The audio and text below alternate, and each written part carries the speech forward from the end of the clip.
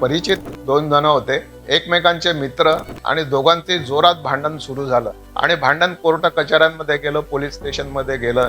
तर त्यांचा तिसरा एक कॉमन फ्रेंड त्या एका मित्राकडे गेला, अरे तुम्ही मिटवा ना, कशाला भांडत बसलाय. तो म्हणाला की त्याने जर मला सॉरी म्हटलं तर मी भांडण निपटवायला तयार आहे. मग तो दुसऱ्याकडे गेला, दुसऱ्याला त्याने सांगितलं की असं असं. तो म्हणतो तू सॉरी म्हणून दे, भांडण संपून जाईल, तुझाही खर्च वाचेल, त्याचाही खर्च वाचेल. तो म्हणाला मी बर्बाद झालो तरी चालेल पण सॉरी म्हणणार नाही. सॉरी म्हणायला तयार नाही.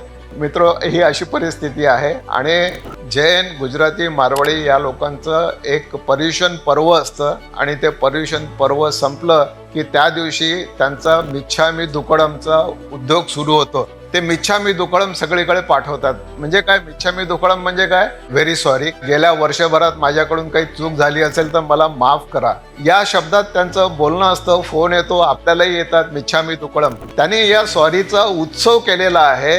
हे बिझनेसमॅन आहेत, बिझनेस मंडळी आहेत, यांच्याकडून आपण काहीतरी शिकलं पाहिजे. आणि शिकायचं असेल ना, ते सॉरी म्हणायला शिकलं पाहिजे. ही सगळ्यात मोठी शिकवण त्यांच्याकडून आपण घेऊ शकतो.